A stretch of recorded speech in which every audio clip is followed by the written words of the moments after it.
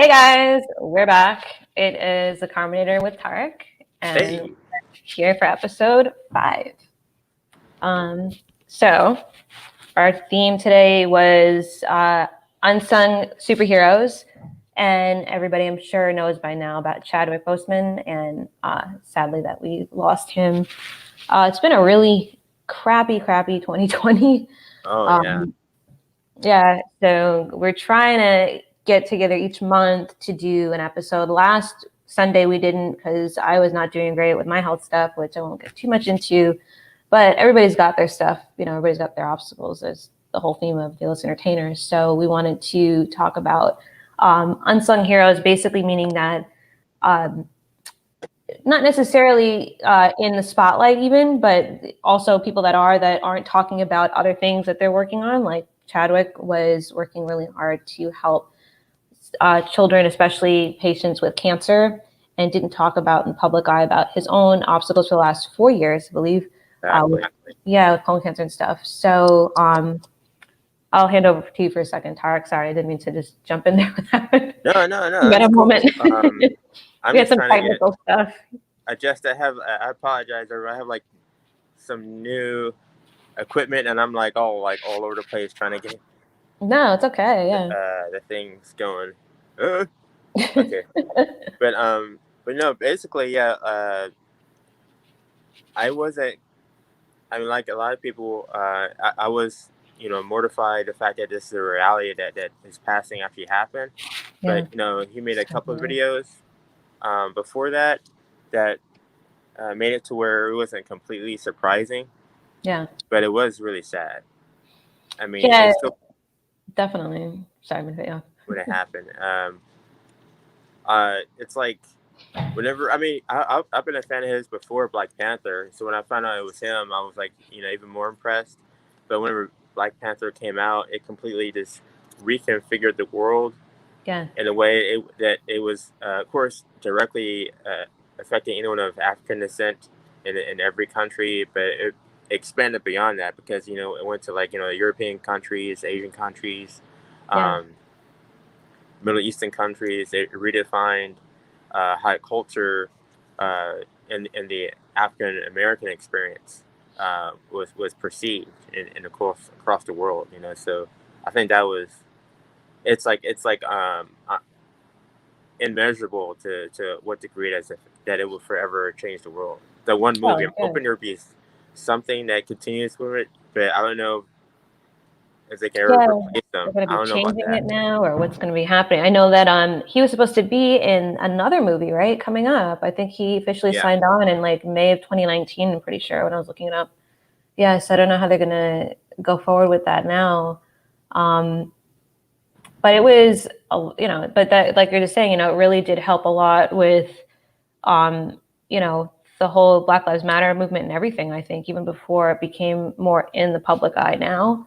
And he started, doing a lot of stuff behind the scenes as well. One, before I forget,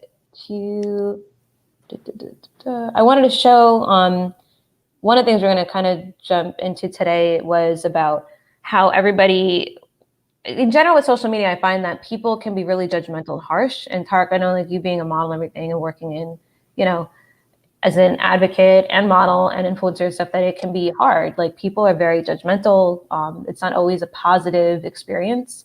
And for somebody like like I can't even, I'm not definitely not the same level as you are. And I can't even imagine, even for myself, getting just a few comments and someone like you getting any comment negative, or somebody like Chadwick with, I'm just going to show the image for a second from his Instagram. Oh yeah. Yeah. So this was when he was, it says 21 weeks ago. And I just took a screenshot of this last night. So that's pretty accurate. But he was talking about Operation 42, which was done in honor of Jackie Robinson, and to help, correct me if I'm wrong on this, Tarik, but it was for helping the African-American community and Blacks for medical care going on with COVID and trying to help financially for people in need. And what upset me about it was people focusing on his appearance more so than the message. But people are also concerned in a, in a good way as well. I'll just take this down a second. But, people were also concerned, like you were saying before we started, somebody had said something about it, that a doctor or something, or they didn't like get too into what was going on with him. Cause I know he kept it private that he was ill. Yeah, I think the only people, I mean, first, I know the only people knew that he had like he was that far along in cancer. It was his immediate family. Yeah. You would think that Marvel knew because they were like hinting at having his sister be Black Panther, and everyone's like, "What are we talking about?" Like, yeah, we would have a Black Panther. What's going on? Yeah, that's right. And then so they must have known something, but yeah, it was people focused more on his health, but it was like jarring because he looked like he lost like 30 or 40 pounds or something. I mean, I know he was always kind of thin. Mm-hmm. And to see him like that, it's just like a lot of people wanted to focus on what he's talking about, but it was hard because our hearts were tethered directly to. That's a little dogs here. My cat's in there. The dog's like, yeah. Our hearts were tethered directly to his life force, like to his health, So seeing that was beyond like, alarming. Yeah. But yeah, like we're talking about, I think we were talking about something along the lines a week or two before his passing. Already about actors and actresses that are already having a chronic illness and still working through it, and helping people simultaneously. And he's a great example of that. Like, he was helping people up almost to the day it happened. It was like, I was, totally was. Yeah, like there's a picture of him with trying to find it. I took a screenshot of it here it is. Kamala Harris here. Like, sorry to cut everybody off on that one, but there's that one he posted just before. Then there was his whole Instagram.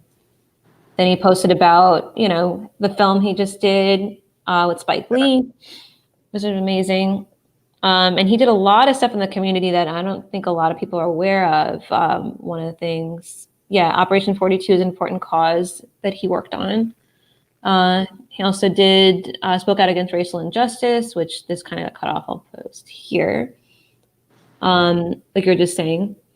And he also did a lot to encourage fans to act and to act in voting and, everything going on politically right now, especially, and inspiring words about change in general. He really did a lot, and people I don't think really aware of it, But I just gonna jump back a second for like with the image stuff about Instagram for a second. Like just me, I know you know about my experience and stuff with when I got sick and I lost a lot of weight, and it is jarring, and I know you've been through that too. And I was like down to like really, really underweight, and it just started.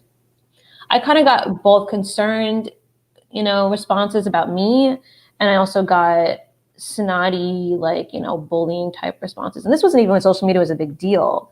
So I remember being really like, worried about posting about myself or anything. Just when Facebook started, and we're talking about like 2006, and I had already been sick for about 2 solid years, at least, or 3. So it was kind of a different like time then than now. People Instagram it from the second they get up.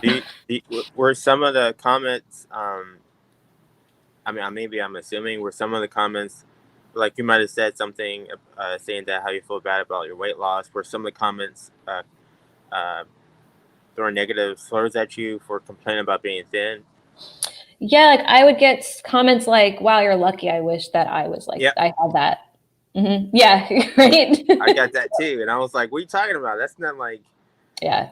It's so I mean, not everyone's like that, but when you do hear that, it is like this disheartening to hear people focusing on the being envious of the material image of someone having less weight when that weight's directly associated with like their life being in jeopardy.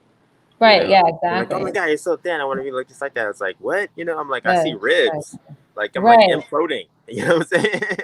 I'm like negative 2 pounds here. That kind of stuff. And people were, Yeah, and people would just be like, a lot of girls would do that, you know, like that whole like, and then even like later on when I would tell people what I'd been through, my experience, everything, they'd be like, oh, like that's so lucky that you have to worry about what you eat, and then you have to be, you know, I have to count everything. And I'm just like, no, that's not it. But when I saw, I just mentioned because when I saw when Chadwick posted that and what people were saying, it just kind of hit me really hard. Like, wow, like it just took me back to like my experience. And I'm like, it made me wonder, like, gee, I wonder if he's going through something medically. I never thought it was that, you know, serious.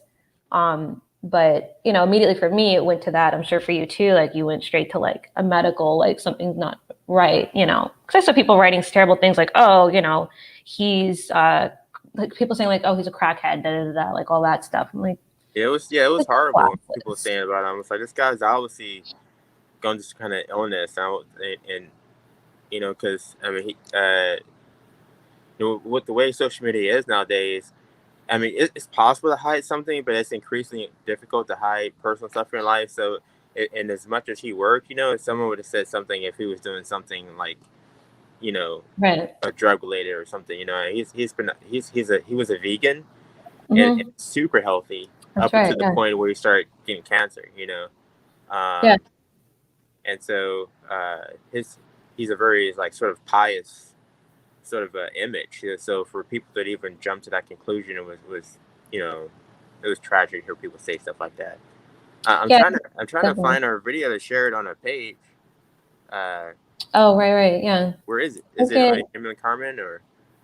Let me see. Sorry, guys. I'm also downloading the video from you.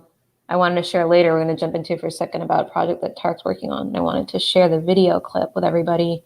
Hold on, let me see. You got it? Okay. Yeah, I'm gonna share it. If you put it in the comments, it'll go to everybody everywhere, like immediately. They'll see it. Sorry if I keep touching my eyelash, guys. That's something in my eye. It's like driving me crazy. It's like I can't get it out. It looks like I'm like crying and I'm not. It's like stupid fuzz in my eye. Great timing. Okay, so the last thing about that was one of the things we talk about all the time in every episode is trying to stay positive in the social media realm is hard because I find people instantaneously can share. Oh, have that. Hello? Hello? Uh-oh.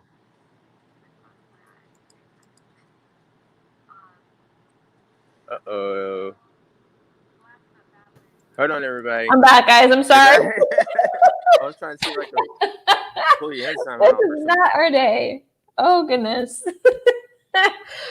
Wow, that has never happened before. I don't know what the internet, Wi-Fi, something. I don't know. I'm just like, where did I go? Something because I pressed play. No. I don't think it was you. It was me. It was definitely me. I'm so sorry. Oh my gosh. What was I saying? Okay. So while I'm trying to add in a video for us, what I was saying was one of the things with every episode we talk about, and also we're going to be doing, I forgot to mention, the supportive society. We're going to try to do once a month with a bunch of different guests, with Tarik and I and Joshua Pangborn coming back and Hasitha. Yeah, so we're going to do supportive society, which is really dope because we have been talking about making it be a monthly series and having different guests come on and join us and talk about how to be more supportive society when it comes to social media and everything, especially because it can be such a negative place and we want it to be more positive. And also, we started off talking about not focusing on those people that have done negative things and just kind of like, just focus on the positive people and then the negatives will just kind of, you know, disappear. Like if we don't talk about because the negative are going to be negative, that's like their purpose for that moment in their life for whatever reason. Right, exactly. But so that leaves it up to people that are doing positive things to speak up for ourselves, you know, and to hold ourselves up, you know, and to make that like a normal sort of like culture that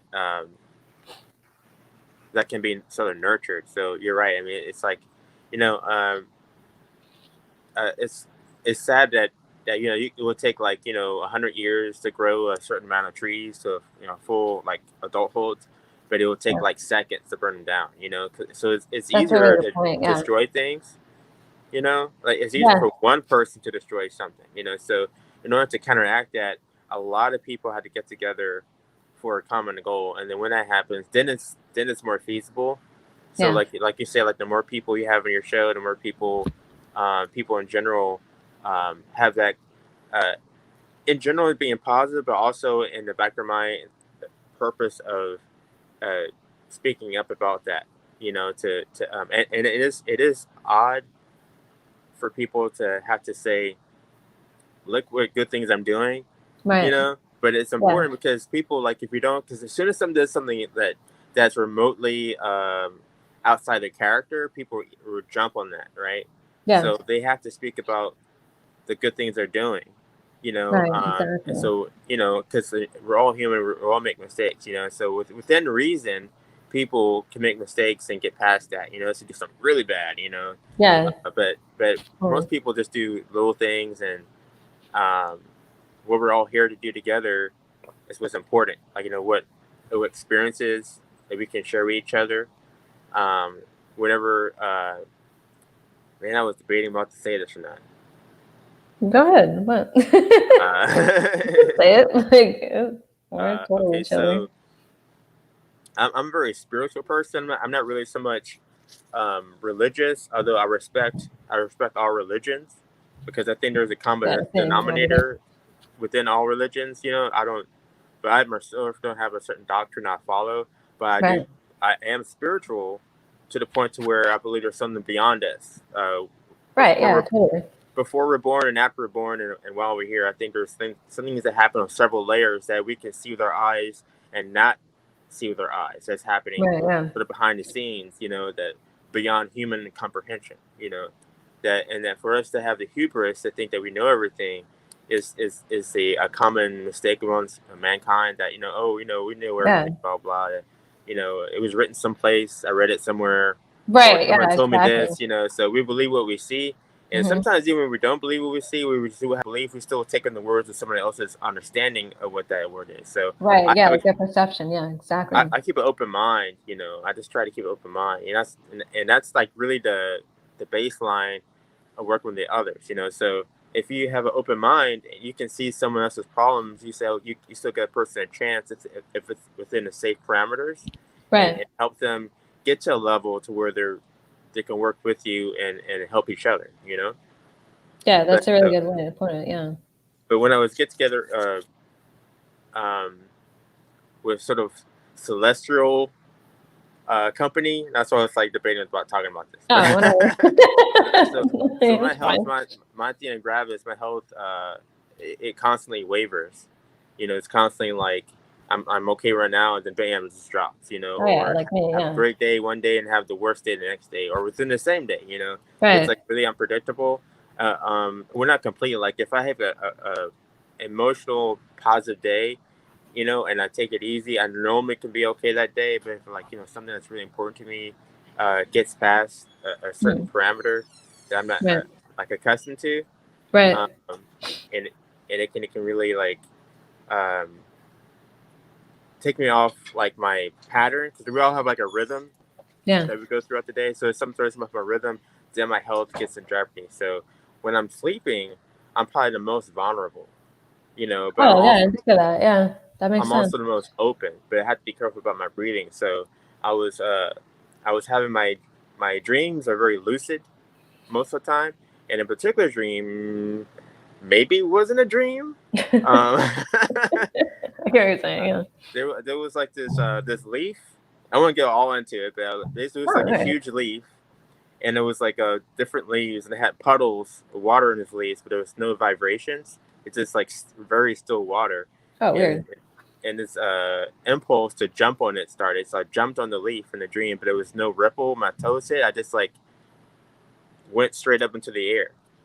Uh, Like okay, like but like levitated up in the air, or yeah, just like like I kept going. Went oh past the wow, clouds and everything. So went past the oh clouds. that's I was like in the thin atmosphere of the earth, and then there was like a platform made of like sort of like some clay, adobe type clay, ancient looking ruins or something, okay. and there were these very um, noble looking figures with like ornate neck jewelry and like tribal designs and like very like elegant, Right.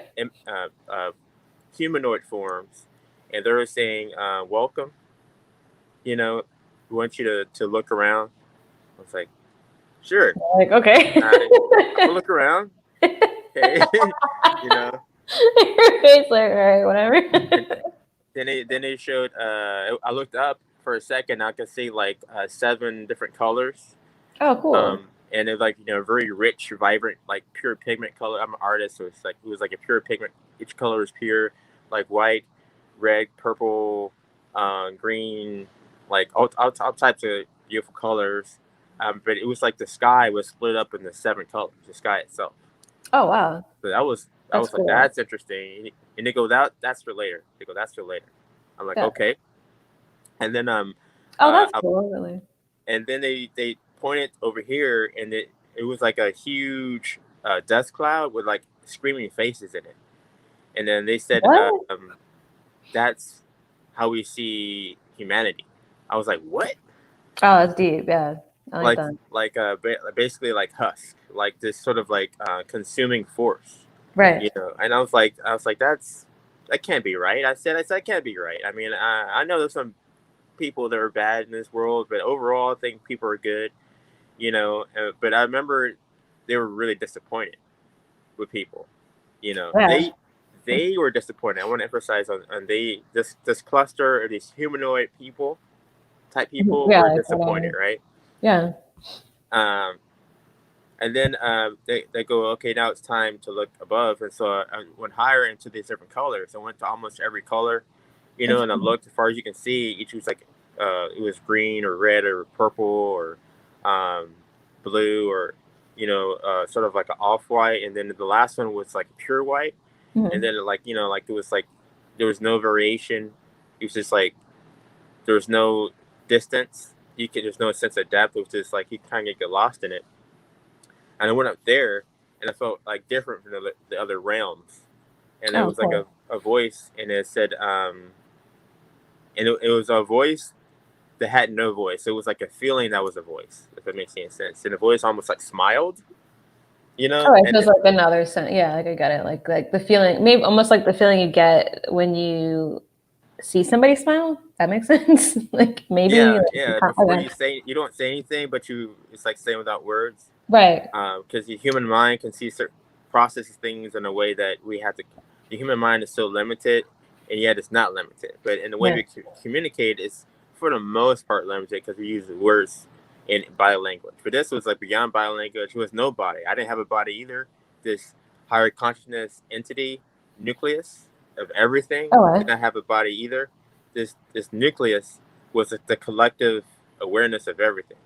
And that's cool. it said look down, and I could see the earth, and it said that it's disappointed, but it's patient, Okay. and that it has faith that Like we can turn shit around. Hopefully. it said like it's like if the human race can turn things around if it does one thing only, and it says to see each other's point of views, and thus help each other get past like hardships. That's funny. That's like what we're doing. Like, Yeah, literally that's like what we're this. doing, Yeah, totally. and I think that's what a lot of people Okay. are doing. And the last thing, or it said 2 things.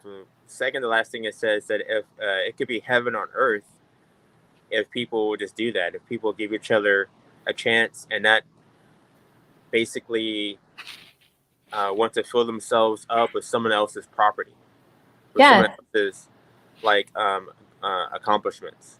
Like, oh, like I don't have this, I want what you have. I mean, I feel empty because that I'm not here. constant, yeah, like that constant envious, like you have to have Constant. whatever. And that kind of goes back to Chad too. Like people think like, he had this wonderful life of, oh, he's so famous in this movie. Meanwhile, while he's filming his films, he's going through like a whole other, situation that is beyond anything that he's experiencing in a theater and, like being an actor. I mean, like that, he had literally 2 lives going on. He had his career and his dreams that he kept going, and he had also at the same time battling this horrible, horrible disease that, That's took horrible. his life. There was I mean, I want to go back to asking about that experience, that dream, but there was I don't have it here now because I found it right before we're going to start, but it was one of Chadwick's friends was talking about how he admired Chadwick going to each day of acting for, Black Panther and everything, and that he could tell that there were days that were tough, that he was in a lot of pain, and he would just get through it. And his drive to do it was also for those kids, like the interview you sent me, where he broke down about, what Chadwick broke down about the kids that he went to go see that had cancer, and Right. that they were holding on just to get through for this movie. And unfortunately, I don't think they made it to the premiere of the film, which was sad and really hit him hard. And nobody at the time knew the level of why it hit him that hard, And that was, I think that a lot of people kind of get lost in like that, that's so heroic in the sense of like, people can't do that. But at the same time, it's a way that, even when I get sick and stuff and people say to me like, oh, like, that's so admirable that you can still do things. And it's like, well, you got to keep going, Yeah. It's like, what are you going to do? Like, just sit there and just give up? Like, we have at least to try, Yeah. And I think it helps a lot of us, like, to have work and to be, especially in the arts, it gives us a way to, I don't want to say the word like escape, but it kind of does. Like, it allows us to be somewhere else. Kind of like in, like, going back to this dream, like, to see things a different way and experience things in a different way. Like you got, in that dream or whatever. Yeah, I had to lose myself Right. to see things. My body just disappeared, and that was just consciousness, and I had to strip away what we normally get distracted by, like my health, and that can be distracting. Just whatever goes, bills that we have to pay, and little obstacles that can definitely be emotionally draining at times, which it is important for sustainability. Oh yeah, totally. But it's not the most important thing, Mm-hmm. And yeah, we get lost in all that. We think it's or our next post on Instagram is like, oh my god, it's so important and everything, and it's like, okay, like we did, even with this, I think to myself, I get so tied up in, oh my god, it has to be perfect. And as I've gotten more like, and you've told me like, just do it, like don't worry about it. People are gonna come, like it's something that you care about and are passionate about, like that's what matters. And as I started to let go of the like perfectionism and having everything to be a certain way, like I enjoyed it more, and it becomes more fun. And like, I just sit down, like I have like my tea and stuff, and I'm just like, chatting with my friend and talking about stuff going on in the world. And it's a lot more fun and a different experience, like you're just saying, like it's definitely a different experience. But for me too, it pushes me to keep going on days I feel like crap. It does. It could be like someone that has like this vintage car that they restored and have every part like mint condition, and they're buffing it on the weekends and never drive it.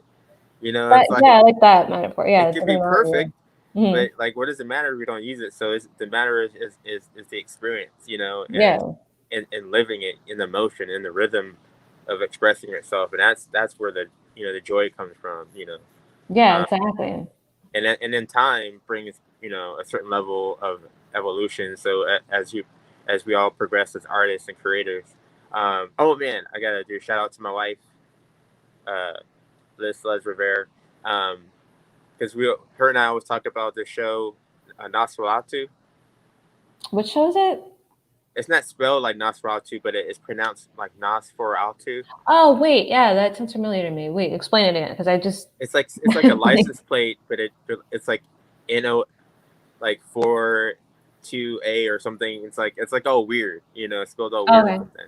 But basically, I'm gonna run the show because, like, in case you haven't seen it, but in the show, we'll say at least that there's a term to say like powerful creator or natural creator. Oh, cool. And I'm talking about basically some type of ability, and within that ability, you're creating something. And so I thought that was really cool, and I think all of us have I'm very transcendental, if you haven't noticed, but that's good.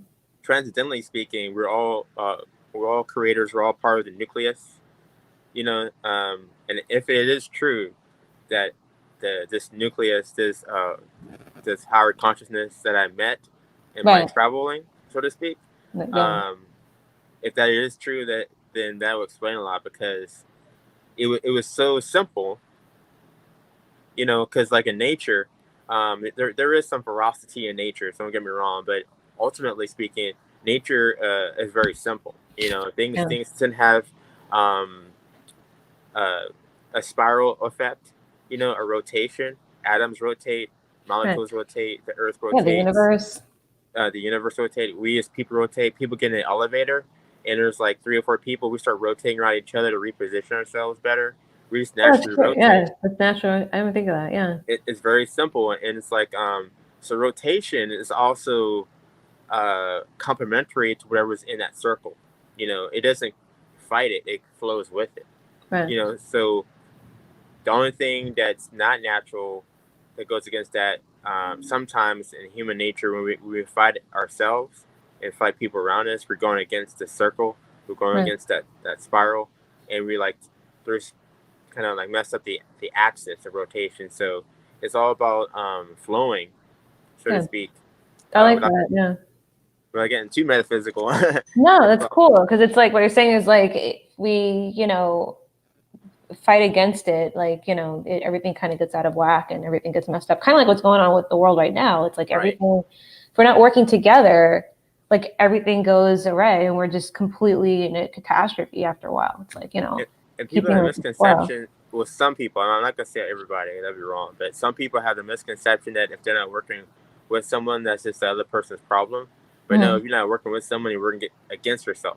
Right. Because we're not here to be by ourselves. That's not a point of life to be solitude or something like a Yeah, I fortress of like that. solitude or something, Yeah. No, it's cool. I like that saying. Yeah, you should like have a quote book. Like you have so many good I'm still working analogies on and that. I stuff. am working on Yeah, I save my quotes.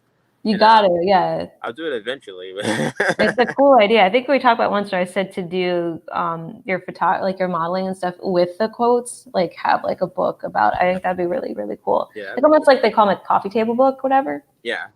That'd be really cool because that would be a way to like it's. I know people don't like to read books and all that, but I think that would be cool because it would be concise, but like encompass everything about you in a really artistic way too. It's not just a book with words. It's got like your mom. It kind of combines a lot of like who you are in it, which is really dope. Well, So I think that would be cool. I'm not sure how I'm going to buy it, but I am slowly writing a book about philosophy and sort of my point of view on this pattern of things, and I'll use examples like I use that car for example, but what was it? Oh man, the car. There was one. I'm not gonna say the whole thing. Let's see. Hold on a second. I can find it. Fortuitous. Okay. There it is.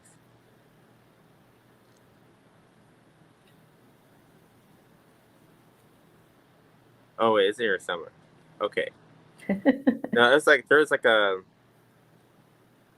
quote I said. Wow, I read a lot of quotes.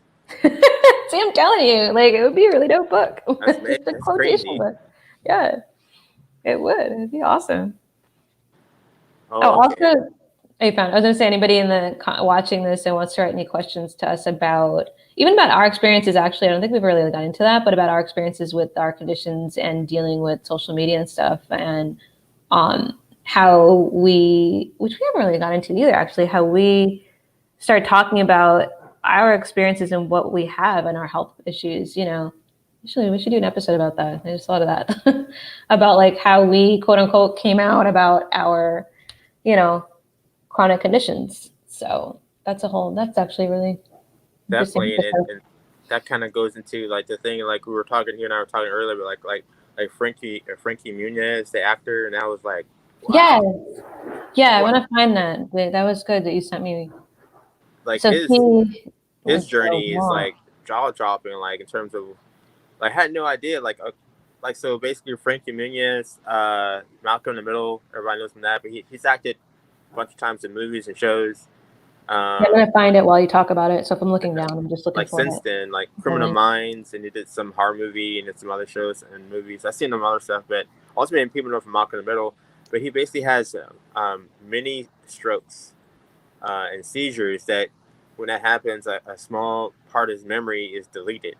Yeah. Forever, and so there's a big part of his acting career he doesn't even remember, and a big part of his childhood doesn't remember, and even like with his fiance, though he went to Australia, had his great amazing time, and she took photos of the trip and she wrote notes so he wouldn't well, he was going to forget, but she wrote notes and took pictures so he would know that he was there. Like, he didn't even know he was even there with her. He goes, "You went to Australia?" She's like, "Yeah, here's you, like, at this landmark, you know, climbing a wall or something, doing something silly." And he's like, "Oh, wow, you know, it's like we had a great time."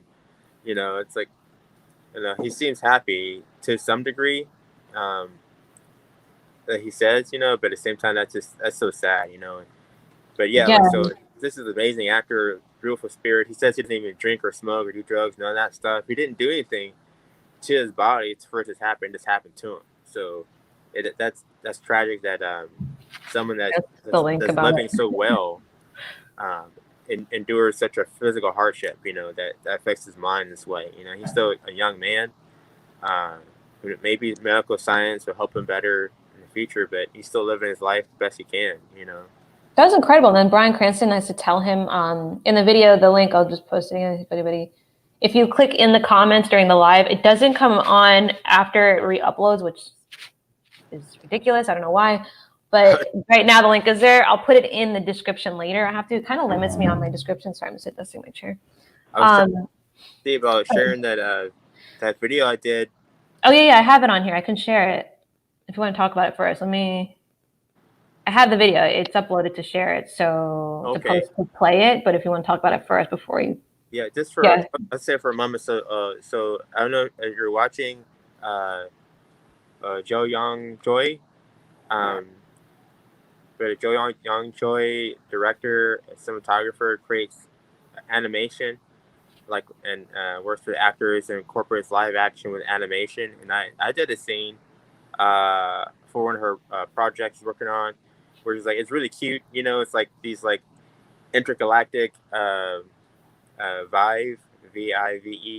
group, and you know, going to different planets and stuff, and I'm basically like running a planet, and I'm like reading them in this scene or something, and this isn't even like the actual scene. I mean, it's me, but it's like green screen, and this is before she adds in anything, you know, like, because it's still like a long process. But I checked with her before. She said it's cool, you know. Okay, so I'm gonna play it. Let's see. I just downloaded to MP4, so let's hope it works. Ready? Here we go. Please work. Please work. Greetings, Spectra Force 5. Soon we shall unveil our first reunion center. We wish for it to become a beacon of hope and a safe haven for those waiting to reunite with their loved ones voyaging across the stars. The people of Korif are looking forward to receiving your infinite eyes you're so generously offering to bring. There truly are the spiritual nourishment our reunion center requires. Until we meet, may the great Prime Weaver and her tapestry of faith guide you on your way.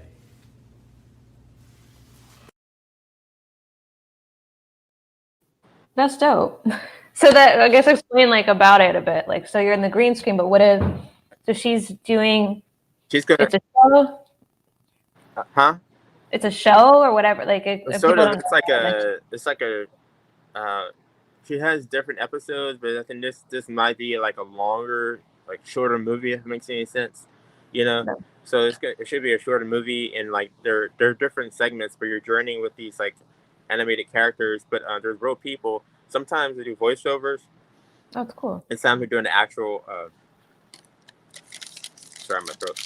Yeah. Doing actual appearances, and I do like a guest appearance for that. But basically, like, I'm like a like this general that's running this planet, and it's like for these refugees in different places across the galaxy, and they're trying to find their families.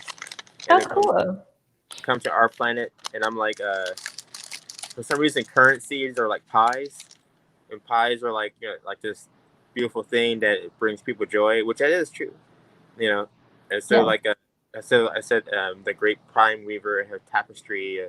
It's just the great Prime Weaver. You know, I don't know why I put on that weird voice, but I thought it was cool. Yeah. No, it's cool. Like, that's awesome. Yeah, definitely inspiring today. That Ian just said. Thank you, Ian. You mentioned also when we were chatting about they changed some of the characters to be more diverse or something. Was that the show? Yeah, that's the show exactly what I was talking about. Because originally, she did have some diversity in the show, but after she seen, I think it was the most recent, almost recent podcast in our series Oh, before this one, she was like, "Wow, there should be more people of like that are disabled. There should be more people of different races and cultural backgrounds."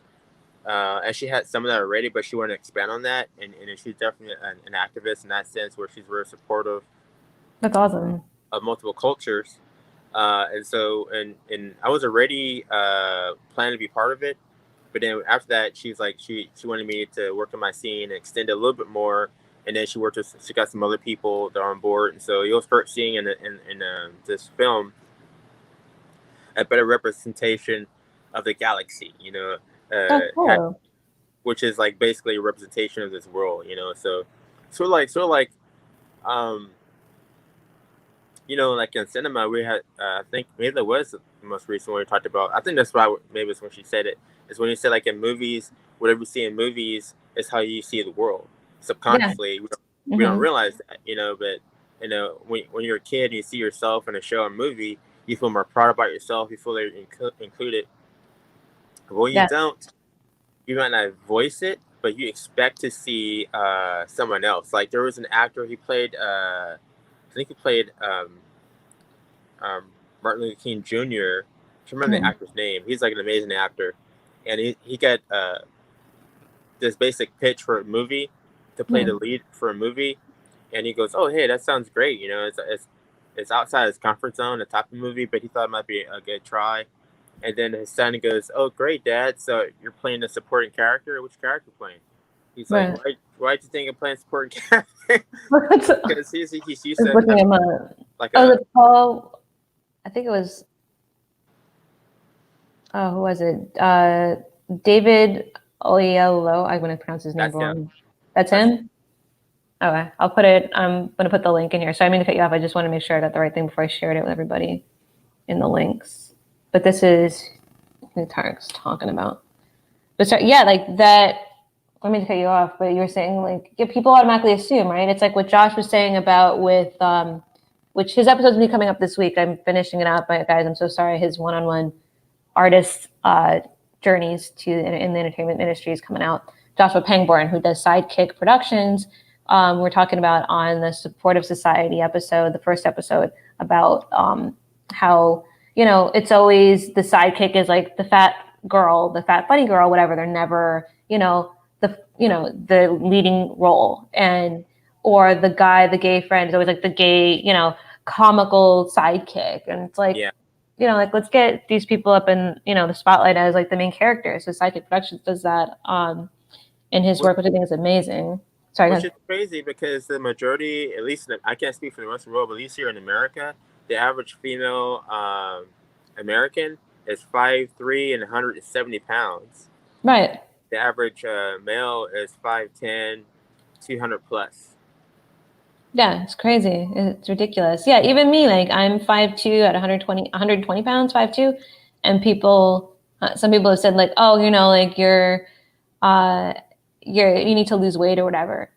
Like what? Like, come on, like get a life. Like this is, but because so many movies and stuff that we all have grown up on, especially in the 90s, especially that heroin chic look. Yeah. Like it was a thing to look very, thin and tiny and all that. And if you had any curves, it was like, well, you're, not attractive. And that's not a real woman's body. Like it's just not, this is not how it is.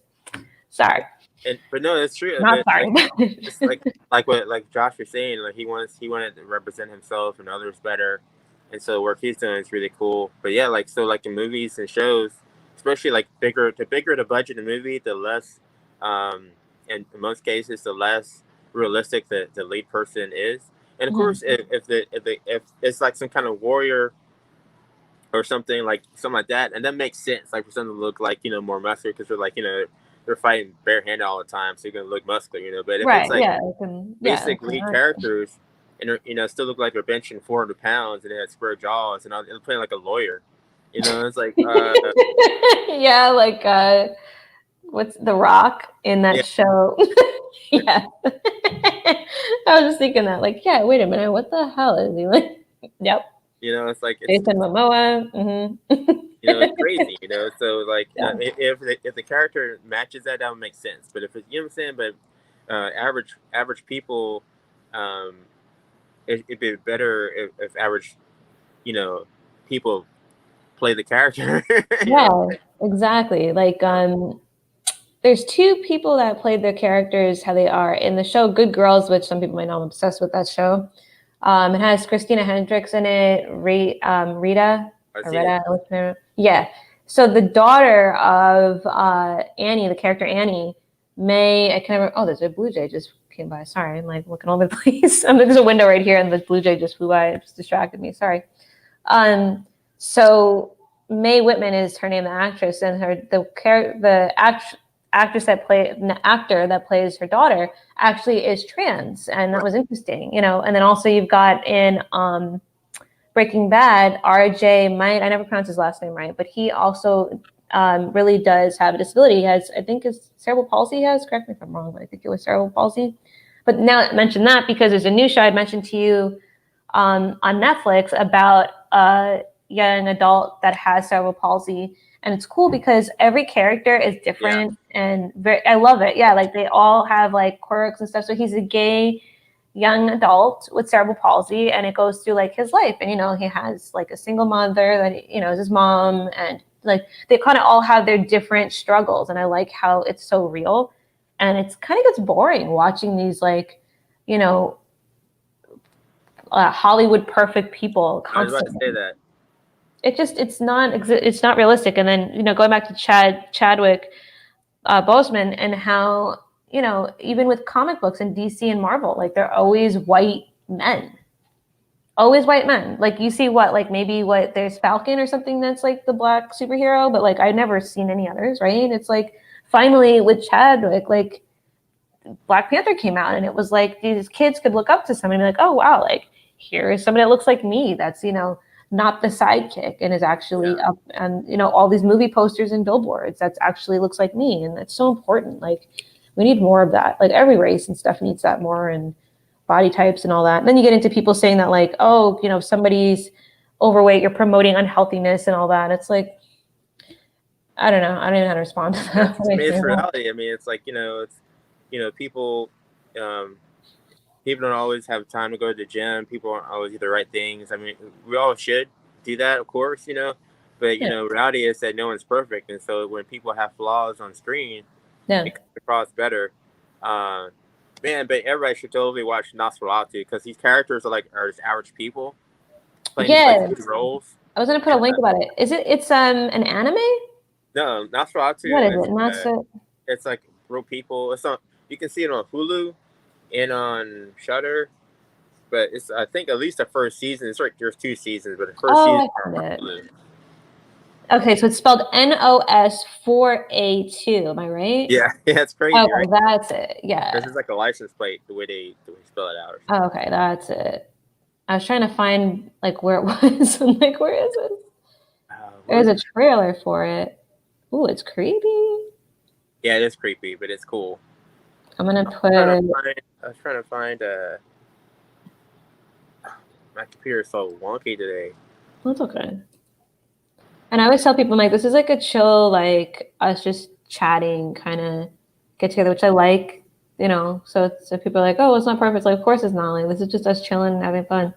But I also wanted to tell people too, like, please, if you watch, we've got a lot of views and it's awesome. We really need the subscribers in order to get the videos monetized, meaning that when you watch it, we are able to put that money to charity. So for example, which I didn't mention earlier, in the little banner down the bottom, the scroll, it's for information on how to donate to different colon cancer research in honor of Chadwick Boseman. And there's 12 specific charities that I'll show the images really quick for you guys about the different charities involved with helping people with colon cancer in general. So you have Eli Daly has several. So it's colon cancer Coalition, Fight Colorectal Cancer, Colorectal Cancer Alliance.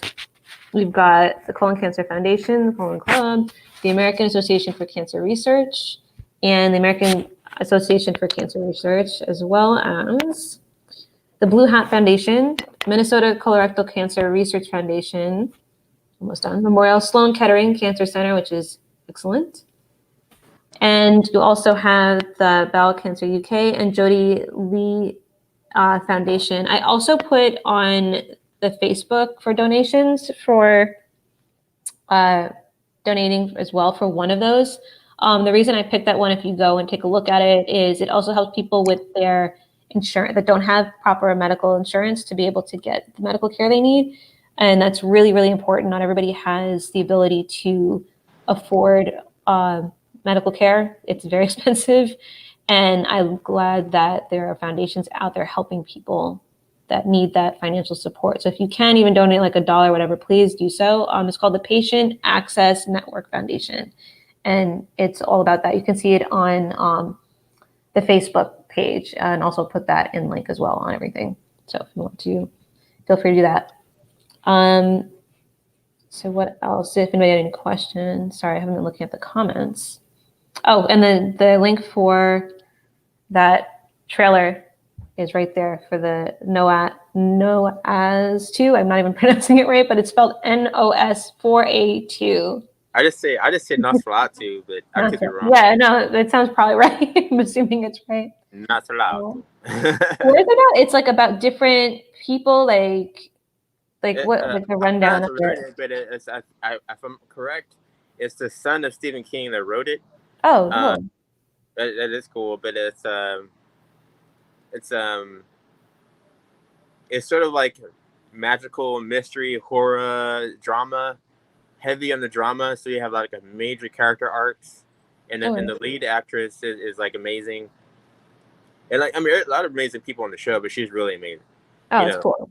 And so it's it's good to see someone that, she's not some Hollywood debutante beauty queen type person. She's like this real woman in a really horrible situation, and that has to like persevere using like unusual means. Wow. And a lot of it is pure like adrenaline, emotional drive. But we have people in it that you love that your life is at stake, but if their lives are at stake, you tend to sort of pull yourself out of the abyss and be able to go against the odds. So it's cool to see like that type of like struggle and perseverance, and even though it's not completely realistic because you have the supernatural aspects of it, I think that it's realistic because they have a lot of stuff that is real and is very grounded, so that's very relatable about people. There's stuff in there like people fighting like substance abuse, people fighting addiction, people fighting like their own self-image and trying to see the beauty in themselves, even though they're told that they're not. So it's like people. These are issues that they're real. So I thought that was kind of cool. That's cool that they cover all that, man. That's awesome. I gotta check it out. And also like if how people can be if they were nurtured at a young age, like how people's lives sometimes are affected when they encounter like really tough situations at a young age. Oh, so I found that quote. Oh, okay, yeah, go ahead. I'll say real quick. Okay. Yeah. It's on my couch here. Sorry. The origins of our design is not fortuitous, and yet to assume so tends to be the norm. Even so, I believe we ultimately shape the very existence of our reality. Thus, what one focuses their emotions on will take precedence, at times a challenge, but it is within reach to channel core visceral emotions into something that can be fully realized and transcending. So pretty much what I'm trying to say there is that, the origins of our existence is not fortuitous. Like people think it's by chance that, that we're in this world, that our lives are happening, that people take things for granted a lot of times. Not everyone. Right, not everybody. Or or at least there's moments in our lives that we tend to do that, So, oh yeah, I do. Yeah, totally. So it's good to remind yourself. Partly I wrote that for others. I also wrote it for myself to remind ourselves that that we have purpose, and our purpose can be the purpose that we decide it can be. That we can control our own destiny, especially when our emotions, those visceral emotions, the sort of primal, like unshaped emotions that you can't put a word on sometimes, but you just feel it. A lot of times, when you give yourself time to process what really matters to you, that becomes your compass in life, and that can give you happiness ultimately by because like sometimes our logical minds lie to our emotions. Like we convince ourselves that, oh, we can't do this because we don't have the right education, or we don't have the money or the same chances someone else does, or been discriminated upon, so there's no way I can do this, or kind of stuff like. And yeah, these are definitely obstacles that you have to face to accomplish your goal and your dream, but there are compromises in the meantime. Just like maybe someone has a job they don't like, but on the side, they're studying for something that they do want to do, or they're keeping their minds open for other chances, opportunities. So in their job, they have opportunities to move up, they go for it. There's been times in the past when I was working as a manager in a call center before I was a manager, and I was just being like an agent.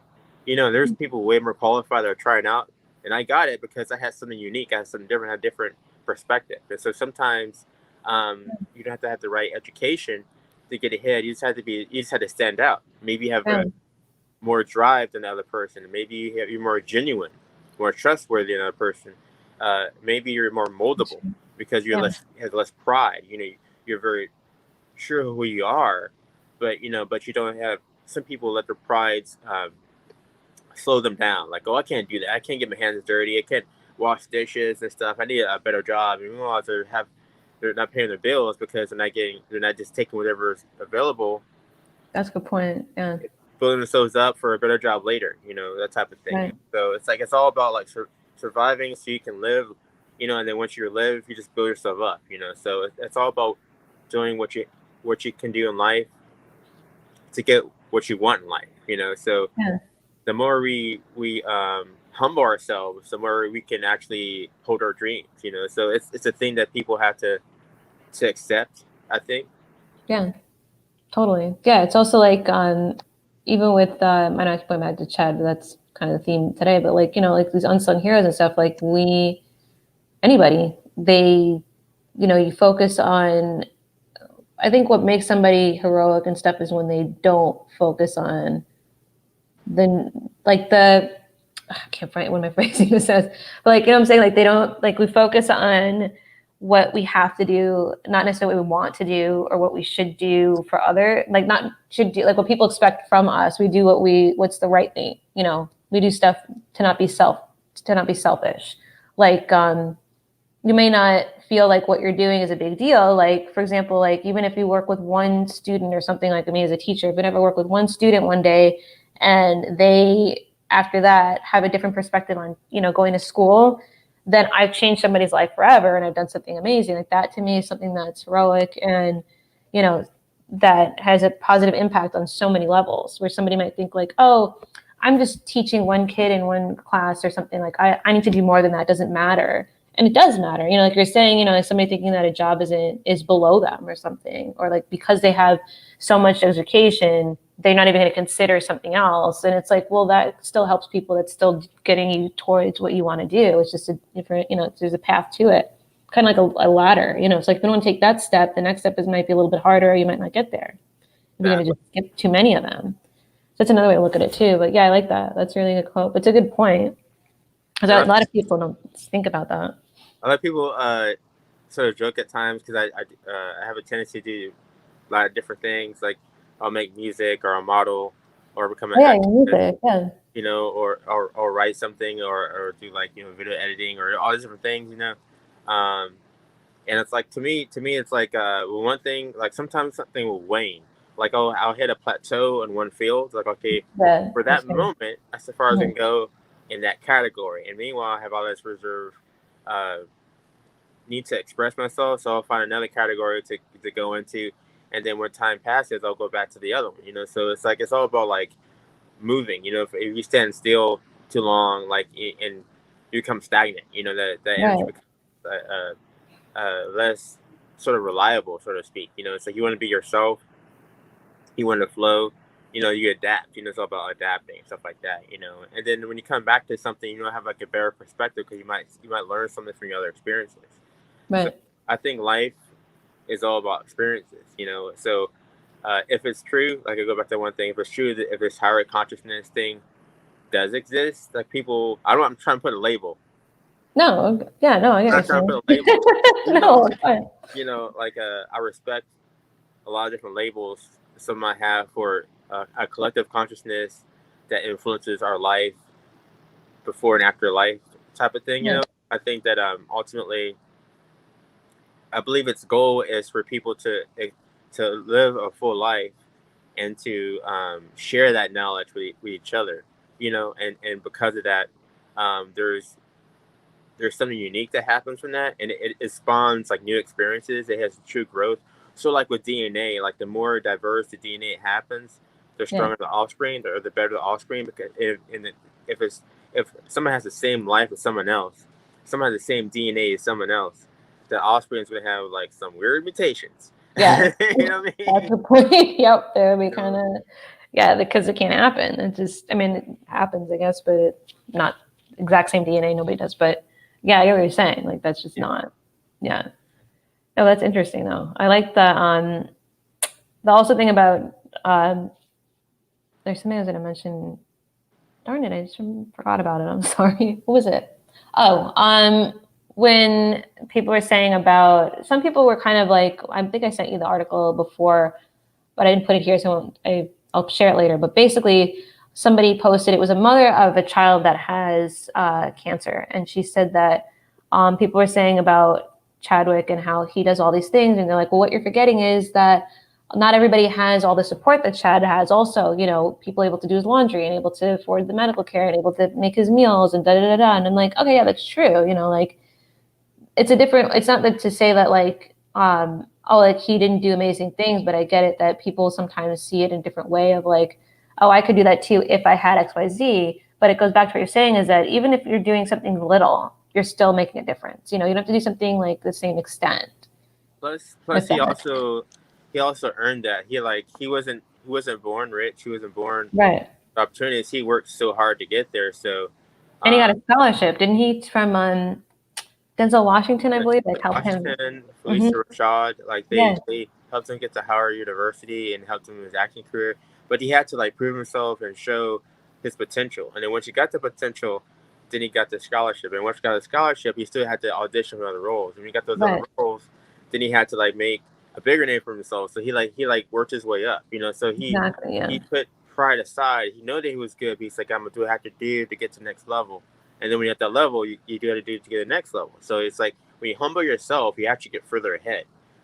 So that's what's cool about it. But yeah, it definitely helped him in the peak of his cancer because like of all the work he put in the past had put up for his future. But yeah, not everybody has the opportunity. Like it is true.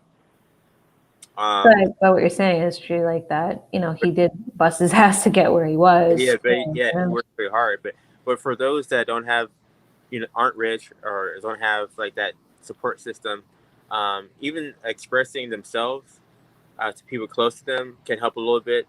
For a lot of times, people, I wouldn't call this pride. Sometimes people are ashamed of the pain they have, like they're embarrassed. They won't talk about what they really need because they just feel so like disappointed in themselves. Like, hey, look, this happened to me. I can't ask for this. I can't ask for help. Right. I think it's like a burden and stuff too. Yeah. And I completely understand that, but we all have to, because I'm a person that worked like 3 jobs before I got sick. I'm a person that can literally bench press more than my weight, like more than twice my weight, and that's like nothing now because I'm skinny, but at the time I was much bigger, muscular wise, and so I was like this seemingly unstoppable type thing, and then all of a sudden my illness went, Yeah.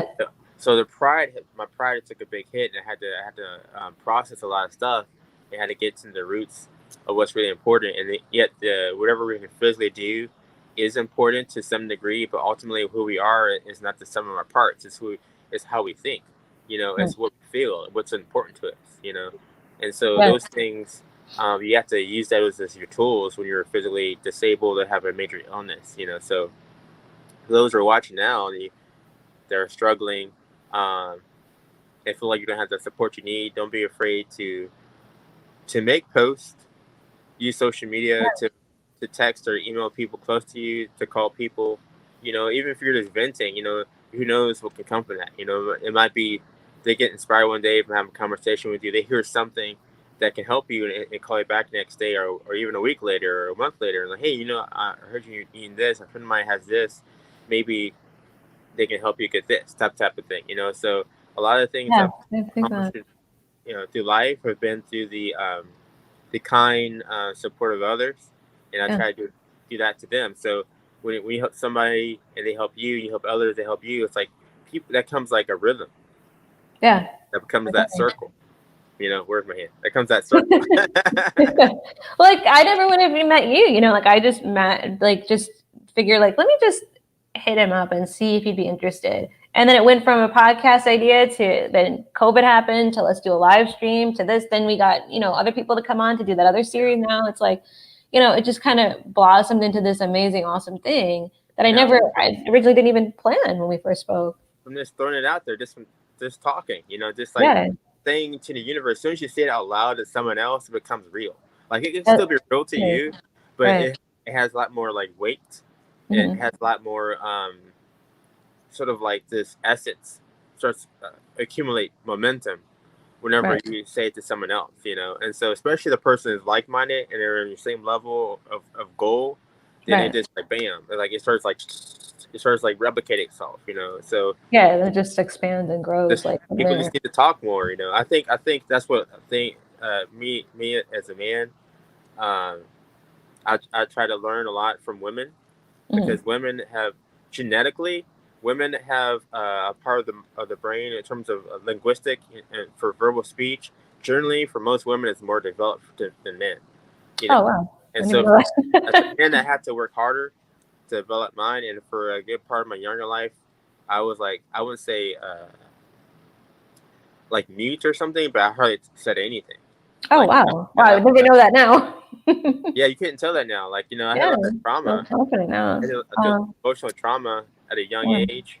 That's what Nosferatu talks about, young trauma and perseverance. So that's what I like Right. about that show. But yeah, I had to like face myself in multiple ways, and dance helped me, martial arts helped me, art helped me, All right, yeah. Mhm. other elements. Whenever I was at a plateau talking, Mhm. I'll find a way to get through music or through art. And if that's not enough, I get to dance. If that's not enough, I get to martial arts. You keep searching for a doorway out so you can be the person you need to be, you know.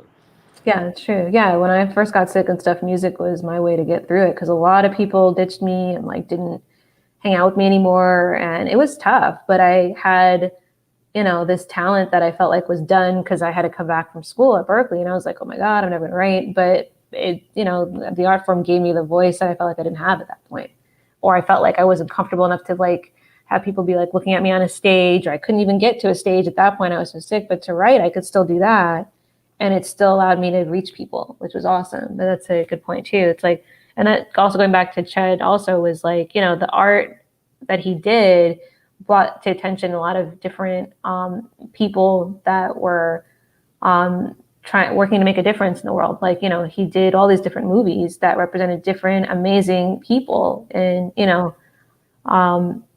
like not just Black Lives Matter, but yeah, and like, you know, like Jackie Robinson and the movie, the what was it called? Oh my gosh, help me out here. I just blanked on the movie he did. Well, he did a lot. He did Tarik Robinson and played James Brown. James Brown, thank you. I was like, I just blanked on his name. I was like, oh no. Yeah. I was like reading it recently again, and I'm like, gosh, he's done so much. Like, and oh, that was the thing that was interesting about him too. I forgot to mention he picked films that he wanted to do that represented people that he wanted to portray and get back out there for people to remember and to, you know, recognize that they're still great even though they're not with us anymore. Which is kind of, you know, it's bittersweet in a way because like now that's like him, you know, like he's not here anymore. So I hope that somebody does a film about him and has him, portrays him as keep the cycle going, like you're saying, like that, continuous cycle of sharing stories about powerful, people that have worked to make a difference in society in a positive way. Sorry, my cat is. And I'm still processing. I mean, it's going to take a while to process his passing. Like, part of me was like, they should make a movie of him. He should play the movie. It's like, he's dead. He can't play. No, yeah. Part of me is like, why can't he play himself? Because, like, part of me is like, still like, doesn't right, want to yeah. gone. It's like, it's insane. Because like he's so like installed deeply into at least for me. Like I know a lot of people feel that too. But for me, for myself, like he definitely touched me more than I realized, and like it's sad that you appreciate them, but you appreciate someone more sometimes when they're gone, and that's sad, because we should appreciate each other the same amount when we're here on Earth, because if we're here in person, that's the time we have spending each other time. I can't even talk about it. I'm getting emotional. I know.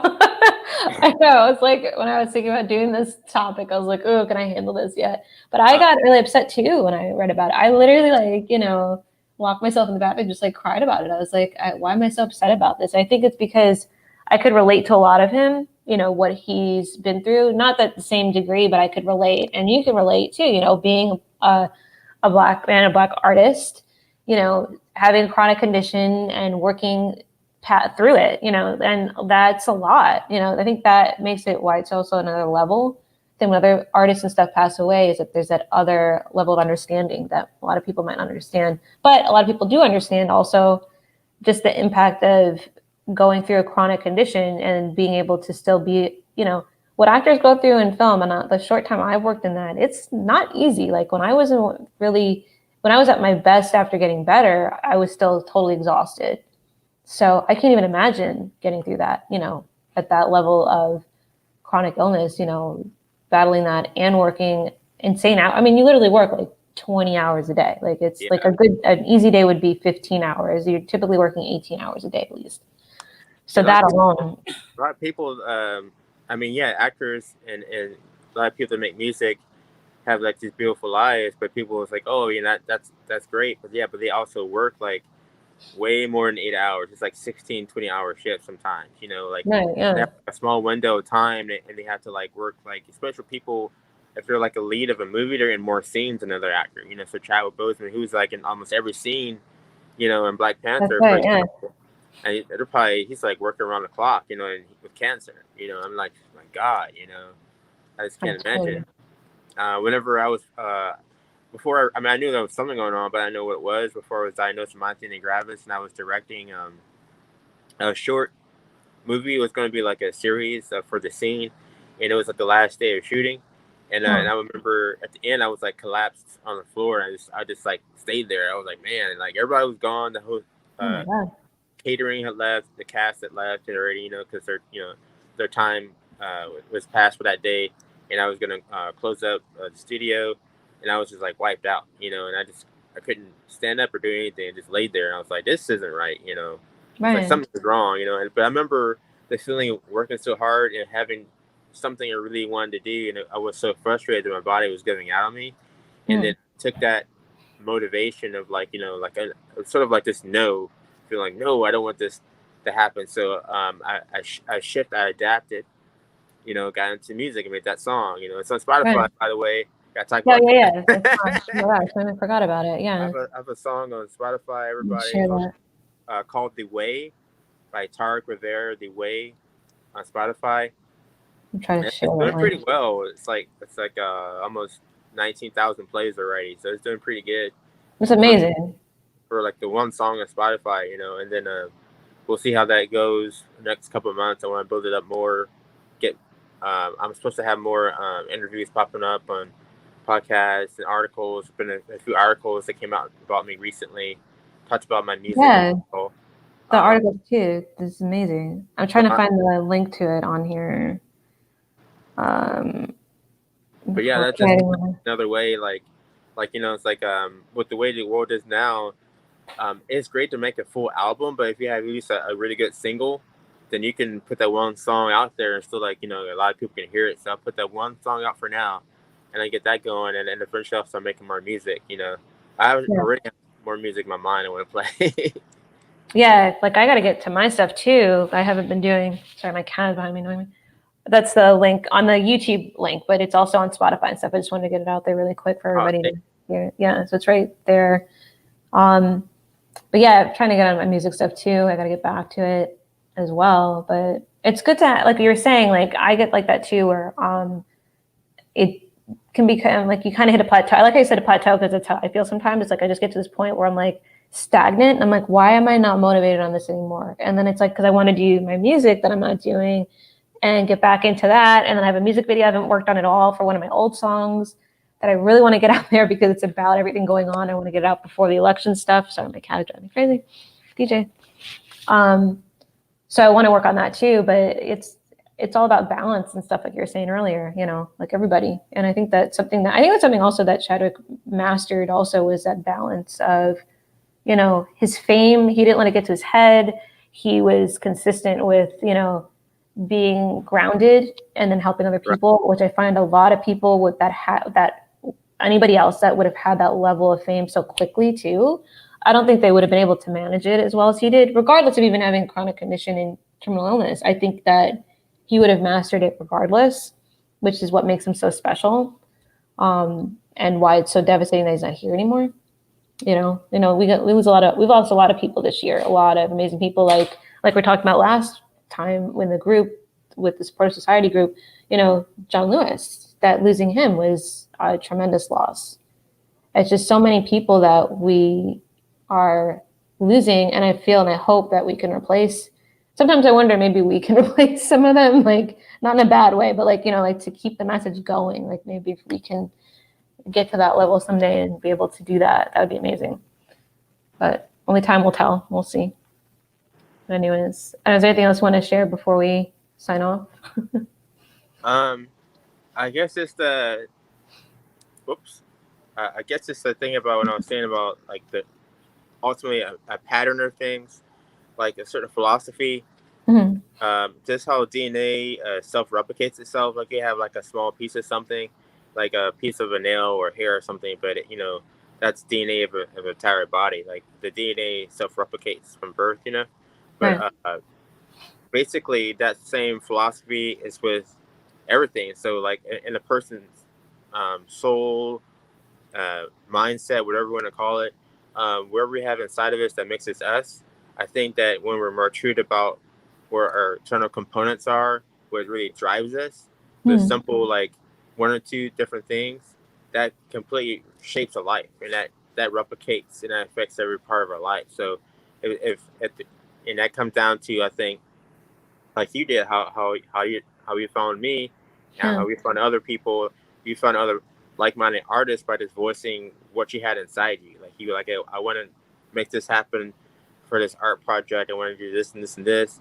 I feel that the need, like the pain, a lot of it is pain and happiness. Like like you feel happy. You've been happier expressing yourself this way, and you feel pain when it's not happening. If you feel this tug when it's not happening. So when you say like that sense of pressure that we have on ourselves, to alleviate that off ourselves a lot of time, it's best to talk to others. So people out there, just remember to whatever that maybe don't necessarily want to do anything in particular that you know of at that moment, but you want to, there's an issue that's bothering you, talk about the issue to people close to you, or something you think is just cool and it understands what you're saying, because you might discover another perspective of that same issue, or maybe even a possible solution for it that you can do for yourself to make your life better and maybe other people's life better too. So I think people should just talk more.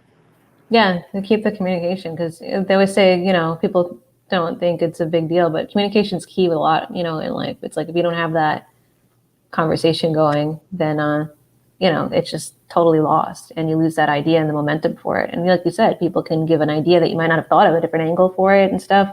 Like with this, like I've said it before, is we're going to do just a podcast, and then it became, let's make it as a live stream because everybody's home back in May, and it just blossomed into this, which is awesome. And it's one of the videos that I was hesitant to do. The Black Lives Matter one has like 1,400 views now, which is incredible. Like, I never would have thought that anybody would have watched anything that I do. I mean, I knew like people know you, but I was so hesitant at first. And you're like, just do it. Like, let's just get it out there, ask the questions and stuff. And I'm so glad I did. And like, that's given me, you know, the momentum to keep going and to keep the communication going and stuff and coming up with topics. Like, I think next time we'll talk about it obviously off of this, but maybe we'll go into like like I was saying earlier about like when did we start talking about what we were going through with our health stuff and all that, because I don't think a lot of people know about that and your journey and all that, which we still got to do our one-on-one, which I'm catching up with everybody on that, guys. Those will come out over the next few weeks. But yeah, so I guess we will be back. We're going to be back with the Supportive Society, hopefully, if not this coming weekend, the following. I'm trying to do like at least once a month for these, and then I'm working on interviews that are coming out, the pre-recorded ones also. We're also on SoundCloud now, so if you want to listen to us instead of watch, you can also go on SoundCloud and listen. I'll put the link also, that's also on our website. And again, if you want to donate to any of those different charities for colon cancer research, that is on the banner, and I will put it on the website and everything too. Very cool. Yeah. Thank you so much, guys, for joining us today. I really appreciate it. And thank you again, Tarik, for doing this. Thanks so much. All right. Bye, guys. Or am I?